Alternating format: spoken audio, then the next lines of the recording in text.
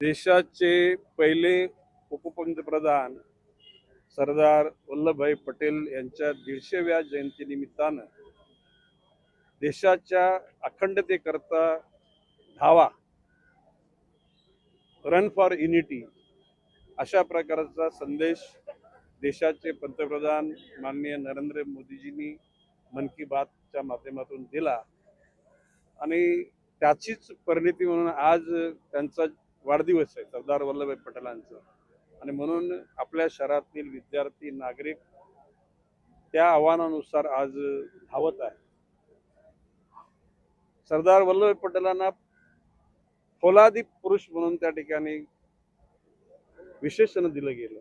फौलादी म्हणजे की माणसाचं शरीर काही लोखंडाचं नसतं, परंतु निग्रह आणि आग्रह अशा प्रकारची राष्ट्राच्या प्रति प्रेम असल्याशिवाय मानवतेला निश्चितपणे सन्मान करण्याच्या अनुषंगाने जे विचार पुढे येतात अशा निश्चय केलेल्या लोकांना लोह पुरुष वगैरे अशा प्रकारचे उपाध्याय मिळतात.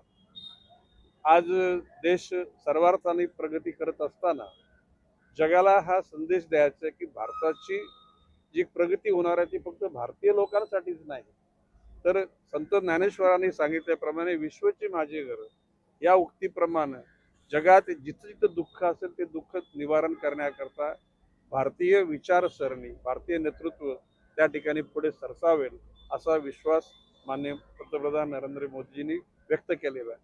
भविष्यकाल भारत सर्वार्थाने आरोग्य, शिक्षण, उद्योग, व्यापार, साहित्य आणि असं एकही क्षेत्र राहणार नाही की ज्या ठिकाणी भारताचा नागरिक वंचित राहील.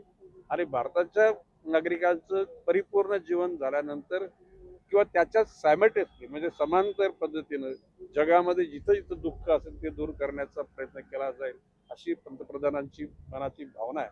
आणि ती साकार करण्याकरता आपण सगळेजण एकूण पाऊल पुढे टाकलेले आपण आणि त्याच अनुषंगाने आजची एक दौड आहे. या सर्व धावणाऱ्या विद्यार्थ्यांना, तरुणांना माझ्याकडून हार्दिक शुभेच्छा.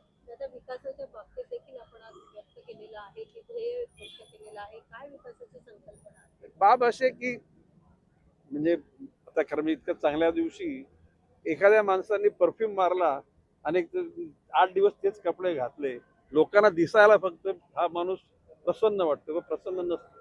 Hygienic point of view it is not correct. तर आपल्या शहरामध्ये सुद्धा अशा कितीतरी बाबी आहेत की ज्या मनाला आनंद देणाऱ्या नाहीत. आणि वरवरच्या सगळ्या शोभा दाखवण्यापेक्षा अंतरंगापासून त्या गोष्टी घडल्या पाहिजेत. आणि निश्चितपणे आपलं ध्येय